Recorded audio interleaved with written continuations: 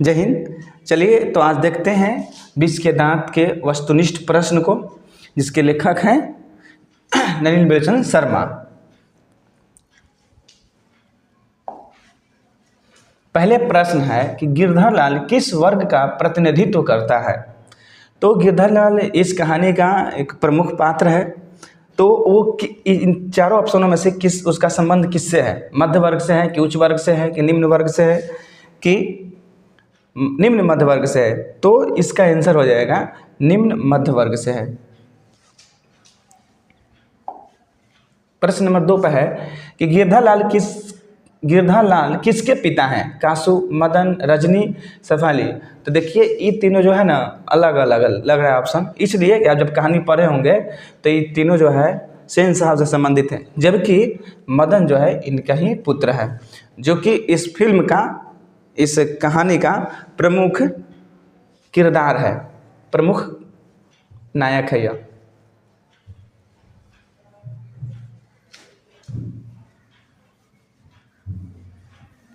प्रमुख पात्र भी पूछ सकता है कि विष के दांत कहानी के प्रमुख पात्र कौन है? तो वो है मदन, क्योंकि इसी के पास इर्द गिर्द घूमते रहती है कहानियाँ। आगे, सेन साहब के बेटे का क्या नाम था? कासू, मदन, रमेश, महेश। अब सेन साहब आ गए तो इसका जो है ऑप्शन ए कासू। मदन की उम्र क्या थी? 5 से 6 साल, 7 से 8 साल, 3 से 4 साल या 9 से 10 साल? तो उसका उम्र था 5 से 6 साल, ऑप्शन नंबर ए। लड़कियां क्या है? कठपुतलियां हैं। किसे इस बात पर गर्व है? भाई बहन को, चाचा चाची को, मामा मामी को, माता पिता को? तो इसमें माता पिता को गर्व है। सेन साहब के जो 5 बेटियां हैं वो बहुत ही सुशील है, संस्कारी हैं। चलिए आगे चलते हैं छठे प्रश्न पे कि मोटर कार को किससे खतरा हो सकता था? रजनी से, मदन से, खोखा से, आरती से? तो इससे तो कभी होगा नहीं, बहुत संस्कारी है, जो बात बताया गया है उस सबसे कोई खतरा नहीं है कार का। तो ऑप्शन कौन हो जाएगा? सी, खोखा से ही है, जिसका नाम कासू भी है। एक ही बेटा है उनका, सेन साहब का। 7वें प्रश्न में चलते हैं। तो प्रश्न है कि कासू मदन के साथ किस खेल में शरीक होना चाहता था? माने खोखा कौन सा खेल में शरीक होना चाहता? फुटबॉल में, हॉकी में, बैडमिंटन में, तो लट्टू में? तो बहुत अच्छा ही प्रश्न है कि जो कहानी पढ़े होंगे उसमें लट्टू है, क्योंकि लट्टू ही खेल रहा था मदन, उसी में वो खेलने की कोशिश करता है कासू। तो इसका आंसर हो जाएगा डी। दृष्टिकोण के रचनाकार कौन है? तो ऑप्शन है कि महात्मा गांधी, नलिन बिलोचन शर्मा, अशोक वाजपेयी, प्रेमचंद। तो इसका आंसर हो जाएगा नलिन बिलोचन शर्मा। देखिए नलिन बिलोचन शर्मा बहुत ही हिंदी के प्रसिद्ध कहानीकार रहे हैं। इनकी रचनाओं में आप सामाजिक चीज़ों को देखते हैं और मनोवैज्ञानिक तरीके से बताने की कोशिश करते हैं यह। तो इसका आंसर हो जाएगा नलिन बिलोचन शर्मा। उनकी बहुत ही प्रसिद्ध रचना है यह दृष्टिकोण। अगले प्रश्न में चलते हैं। सेन साहब ने किसे खूब फटकार लगाई? गिरधरलाल को, खोखा को, मदन को, शेफाली को? तो गिरधरलाल को लगाए थे। अब गिरधरलाल कौन है? पहले प्रश्न में आया था।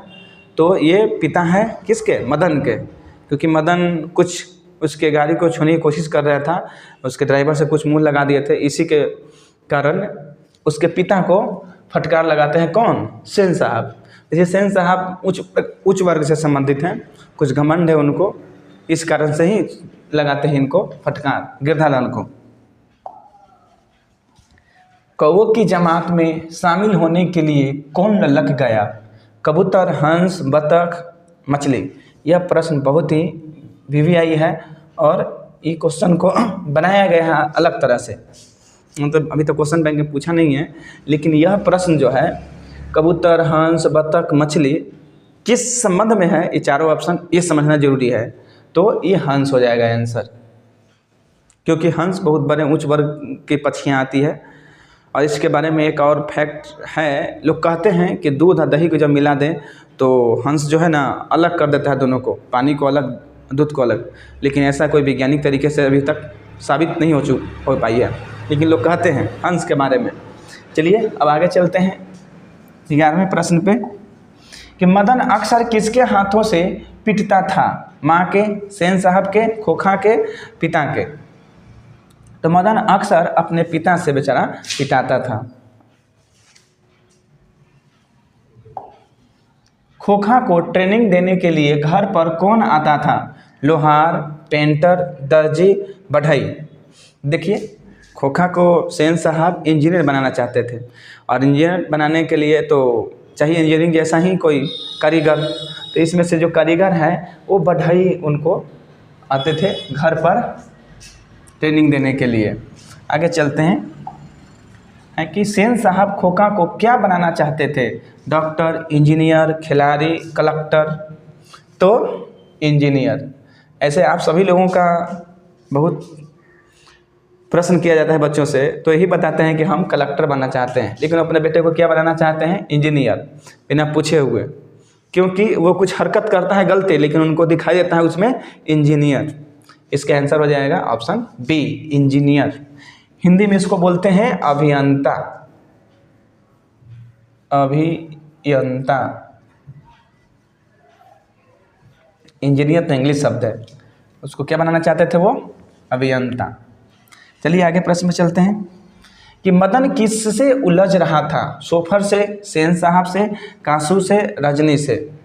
तो मदन जो है सोफर से, जो गाड़ी को साफ सुथरा करने वाला होता है, उससे वो उलझ रहा था। चलिए 15 प्रश्न पर चलते हैं। विष के दांत शीर्षक कहानी के कहानीकार कौन है? सुमिता नंदन पंत, अमरकांत, गुनाकर मूले, नलिनी बिलोचन शर्मा। देखिए ये प्रश्न बहुत ही आसान है, लेकिन यह भी यही प्रश्न है, क्योंकि लेखक से संबंधित प्रश्न जरूर पूछे जाते हैं। तो इस प्रश्न का सही जवाब हो जाएंगे नलिनी बिलोचन शर्मा। आगे, मदन के पिता का क्या नाम था? सेन साहब, गिरधर लाल, मुरारी लाल, गिरधारी लाल। मदन के पिता का नाम, पहला प्रश्न में आया था कि गिरधर लाल के बेटा कौन है, तो यहाँ आ जाएगा गिरधर लाल। आंसर मदन के पिता गिरधर लाल हैं, जो एक किरानी है, सेन साहब के यहाँ काम करते हैं। वैसे बात तो करने का बहुत मन कर रहा है, लेकिन वस्तुनिष्ठ प्रश्न है तो वस्तुनिष्ठ प्रश्न की तरह ही बात करते हैं। सब्जेक्टिव में पुनः इसके बारे में बात किया जाता है। इसका आंसर कौन हो गया? गिरधर लाल। चलिए, नलिनी बिलोचन शर्मा की जन्म भाषा क्या थी? संस्कृत, मगही, हिंदी, भोजपुरी। तो उनका भोजपुरी जो था जन्म भाषा था। लेखक ने एमए किस विश्वविद्यालय से किया? रांची विश्वविद्यालय से, पटना विश्वविद्यालय से, मगध विश्वविद्यालय से, दिल्ली विश्वविद्यालय से। तो उन्होंने पटना विश्वविद्यालय से किया था। 19 नंबर प्रश्न में आते हैं कि नलिनी बिलोचन शर्मा आलोचनाओं में किस शैली को अपनाते थे? पुरातन, आधुनिक, काव्य या इनमें से कोई नहीं? तो वो आधुनिक शैली को, क्योंकि आधुनिक युग के लेखक हैं तो आधुनिक शैली ही अपनाएंगे ना। 20वें प्रश्न पर चलते हैं। किसकी कविताओं से प्रयोगवाद का वास्तविक प्रारंभ माना जाता है? नलिनी बिलोचन शर्मा, यतीन्द्र मिश्र, अशोक वाजपेयी, मैक्स मुलर। देखिए हिंदी का भी एक क्रम चलता है, कहानी का, निबंध का, उपन्यास का, कविता का। जो पहले जो लिखा जाता था, रचनाएं लिखी गई, वो कविताओं में होता था, पद गद्य में नहीं। लेकिन गद्य के भी कई भाग हैं, जैसे कि एक निबंध का युग चला, नाटक का युग चला, तो कभी प्रयोगवाद का चला। तो यहाँ क्या लिखा हुआ? प्रयोगवाद का वास्तविक प्रारंभ किनके रचनाओं से माना जाता है?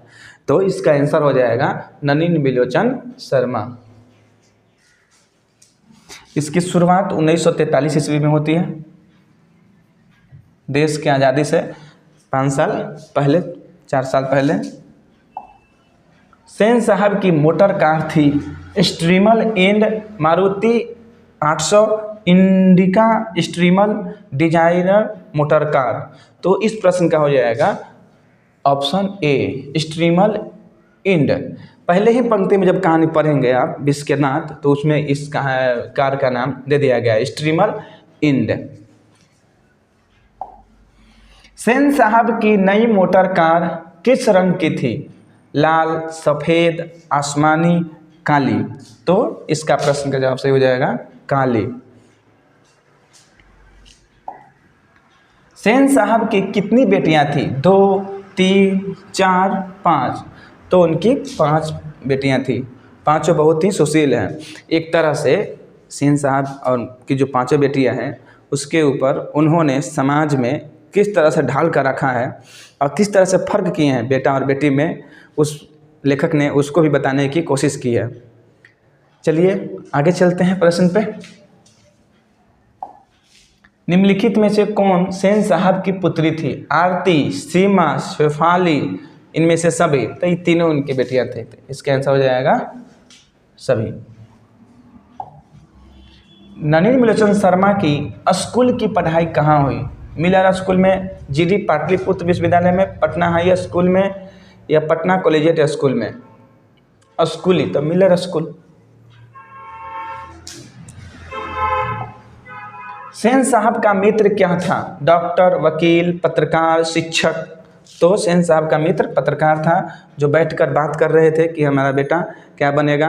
ये कोई डॉक्टर कह रहा है, कोई इंजीनियर कर रहा है, तो सेन साहब का कुछ अलग ही फरमाइश है मदन को लेकर, अच्छी कांसू को लेकर, कि यह अभी बचपन से ही कुछ कुछ चीज़ों को फोड़ कर देखता रहता है। देखिए अभी से इंजीनियर का गुण इसमें कितना है, जबकि वो खराबी है दोष, लेकिन उसको गुण मान रहे हैं। कौन? सेन साहब अपने दोस्तों से ही बात करते हैं कि उसको तो बहुत अच्छे स्कूल में पढ़ाएंगे, इंजीनियर बनाएंगे, अभी से ही इंजीनियर में इसमें गुण है। लेकिन वास्तव में अपवाद था, वो इंजीनियर बनने वाला नहीं था। आगे 27 नंबर प्रश्न में चलते हैं। किसके अनुसार सेनों ने सिद्धांतों को भी बदल दिया था? बेटियों के अनुसार, खोखा के अनुसार, मदन के अनुसार, गिरधालाल के अनुसार? तो इस प्रश्न का सही जवाब हो जाएंगे खोखा के अनुसार, ऑप्शन बी। नलिनी बिलोचन शर्मा का जन्म कब हुआ? 14 जनवरी 1915, 18 फरवरी 1916, 22 मार्च 1917, 24 अप्रैल 1918। तो इनका जन्म जो हुआ था 18 फरवरी 1916 पटना में हुआ था। पटना के एक घाट है बदर घाट, वही हुआ था इनका जन्म। इनके जन्म से भी क्वेश्चन आते हैं तो उसको याद रखना है। यह प्रश्न जो है VVI है। ऐसे जहाँ VVI बोलने का मतलब ये होता है कि यह प्रश्न कई बार तक आ चुके हैं और पुनः पूछने की संभावना रहती है। चलिए अब आगे प्रश्न पे चलते हैं। 29 नंबर पे, नलिनी बिलोचन शर्मा का जन्म कहाँ हुआ? गांधी घाट पटना, कृष्णा घाट पटना, बदर घाट पटना, रानी घाट पटना? तभी अभी हमने इसके ऊपर चर्चा किया था 28 प्रश्न पे। तो आप लोग इसका सही आंसर लगा सकते हैं कि ऑप्शन सी होगा, बदरघाट पटना। नलिनी बिलोचन शर्मा के पिता का नाम क्या था? पंडित रामावतार शर्मा, पंडित कृष्णावतार शर्मा, पंडित मृत्युंजय शर्मा, या पंडित दशावतार शर्मा? तो उनका पिता का नाम था पंडित रामावतार शर्मा। 31 नंबर प्रश्न पे चलते हैं कि नलिनी बिलोचन शर्मा के माता जी का नाम क्या था? पद्मावती, कलावती, रत्नावती शर्मा, या इंद्रावती शर्मा? तो उनकी माता का नाम था रत्नावती शर्मा, ऑप्शन सी।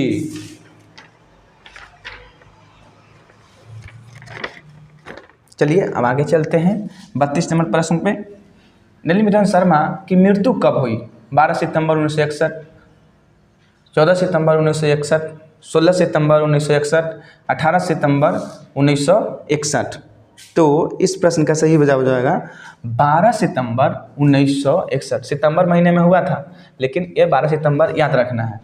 ये भी VVI प्रश्न है, मृत्यु कब हुआ उनका। खोखा किसका नाम था? मदन का, सीमा का, कासू का, सोफर का? तो ये तो प्रश्न बहुत ही रिपीट हुआ है। मदन ने कासू के कितने दांत तोड़ डाले थे? 3, 1, 2, 4? तो 2। इसके थोड़ा पीछे फैक्ट बता देते हैं कि क्यों तोड़े थे। क्योंकि उसके पिता को डांट पड़ी थी मदन के, और वो बहुत ही अग्रेसिव व्यक्ति था। वो उसको खिलाना नहीं चाहता था। जब लट्टू खेल रहा था तो उसके जाते हुए लट्टू खेलते हुए देखता है जब ये कासू, तो भी चाहता है कि हम भी खेलें, लेकिन मदन उसे खिलाना नहीं चाहता है। लेकिन वो बलजोरी खेलने की कोशिश करता है। दोनों में लड़ाई हो जाता है। बच्चे लड़ाई का आनंद लेते हैं, लेकिन उस लड़ाई में अपने मुक्के से प्रहार करता है, जिसके कारण उसका 2 दांत टूट जाता है। और यहीं पर 2 दांत टूटने के कारण कहानी का नाम है विष के दांत। जो घमंड था उसको तोड़ देते हैं विष के दांत को, कौन? मदन, इसलिए तो उसको नायक कहा गया है। तो 2 ही दांत तोड़े थे, लट्टू का खेल चल रहा था। आगे, गिरधालाल किसकी फैक्ट्री में किरानी था? मुखर्जी साहब की, सिंह साहब की, पत्रकार महोदय की, या सेन साहब की? तो वो सेन साहब की। सेन साहब किसके व्यंग से ऐंठ कर रह गए? पत्रकार मुखर्जी साहब, सिंह साहब, गिरधालाल? तो पत्रकार महोदय। ऐसे ही लड़के आगे चलकर गुंडे, चोर, डाकू बनते हैं, यह कथन किसने कही है? सेन साहब की पत्नी ने, गिरधालाल ने, सेन साहब ने कि सोफर ने? तो यह कथन जो बोले हैं वो बोले हैं सेन साहब जी ने। किसको बोले थे? गिरधालाल को सुनाकर। उनके बेटा मदन के संबंध में ये बात है कि विष के दांत समाज के किस वर्ग की मानसिकता का उजागर करती है? उच्च वर्ग, निम्न वर्ग, मध्य वर्ग, या निम्न मध्य वर्ग? विष के दांत समाज के किस वर्ग की मानसिकता का उजागर करती है? तो इसका आंसर हो जाएगा मध्य वर्ग, ऑप्शन सी, मध्य वर्ग। 39 नंबर प्रश्न पे आते हैं। विष के दांत कहानी कैसी कहानी है? सामाजिक, ऐतिहासिक, धार्मिक कि मनोवैज्ञानिक? तो यह एक मनोवैज्ञानिक कहानी है। 40 नंबर पे आते हैं। आलो और सीमा किसकी पुत्री थी? मुखर्जी साहब की, गिरधालाल की, सेन साहब की, मिस्टर सिंह की? इसमें 2 ही पात्र प्रमुख है, गिरधालाल और एक सेन साहब। तो बेटी के जब नाम आता है तो वो सेन साहब आ जाएंगे। 41 नंबर प्रश्न है कि सेन साहब को किसने मोटर की चमक दमक को कोई खतरा नहीं था? खोखा, मदन से, बच्चों से, पुत्रियों से? पुत्रियों से कोई खतरा नहीं था, क्योंकि उनको खेलने के लिए एक शाम का ही समय मिलता था, वो भी संस्कार में खेलती थी, इसलिए उससे डर नहीं था। डर किसी से था तो वो केवल खोखा से ही हो सकता था, इसलिए यहाँ कहा है कि कोई खतरा नहीं, इसलिए इसका आंसर हो जाएगा पुत्रियों से। पुत्रियों से कोई खतरा नहीं था। 42 नंबर प्रश्न है कि लोग सेन साहब को उनके बच्चों के लिए कौन सा विद्यालय उपयुक्त बताते थे? संत जोसेफ किंडरगार्टन स्कूल, संत जॉर्डन लोयोला स्कूल? तो ये हो जाएगा किंग गार्डन्स, ऑप्शन बी। देखिए ये जो स्कूल है ना, ये पीएन मॉल के पास में है, लोयोला स्कूल अभी भी है। चलिए 43 नंबर प्रश्न में चलते हैं कि विष के दांत कहानी ली गई है संत परंपरा और साहित्य से। विष के दांत तथा अन्य कहानियां संग्रह से, साहित्य का इतिहास दर्शन से कि ग्रंथावली से? तो विष के दांत एवं अन्य कहानियों से। अब इनके सब रचनाएं हैं, ये सब किनकी हैं? तो लेखक की सब रचनाएं हैं, संत परंपरा और साहित्य, साहित्य का इतिहास दर्शन और ग्रंथावली। ये सभी प्रश्न पूछा है संत परंपरा और साहित्य के लेखक कौन है? ऑप्शन से भी आप बना सकते हैं, नोट में लिख लीजिए कि ये सभी लेखक की रचनाएं हैं सब। लेकिन इन सभी रचनाओं में से जो विष के दांत कहानी पढ़ना है वो केवल इसी से लिया गया, विष के दांत तथा अन्य कहानियाँ। यह कहानी संग्रह, इसमें बहुत सारी कहानियाँ होती है, जिस एक ही कहानी पढ़ने के लिए आपको विष के दांत।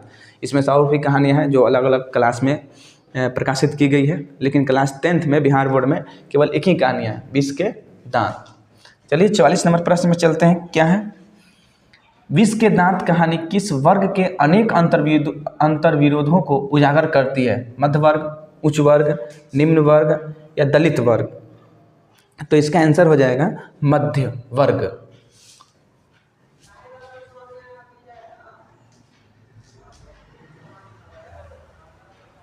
Option A.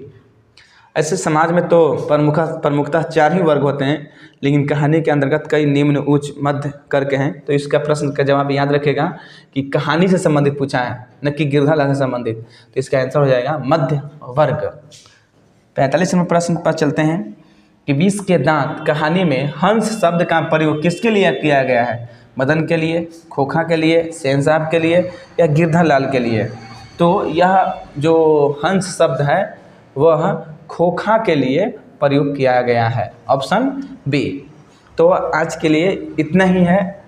45 ऑब्जेक्टिव एक चैप्टर से हो गए। इससे आशा करते हैं कि आने वाले एग्ज़ाम में आपको बहुत ही हेल्प होंगे, सहायता करेंगे, इससे ज़्यादा नहीं होंगे। और ये इस पीडीएफ को बहुत मेहनत करके बनाया गया है, आप इसका लाभ उठा सकते हैं अगर आप बार बार इसका रिवीजन करें तब।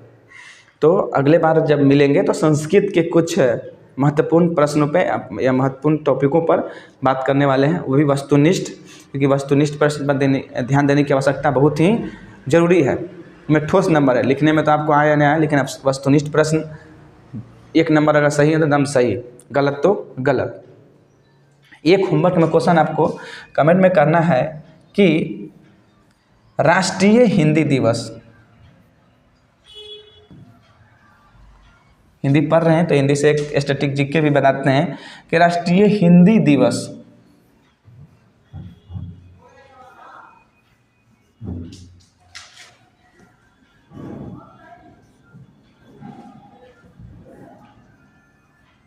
कब मनाते हैं। तो आज के लिए इतना ही, चलिए अगली बार मिलते हैं। जय हिंद।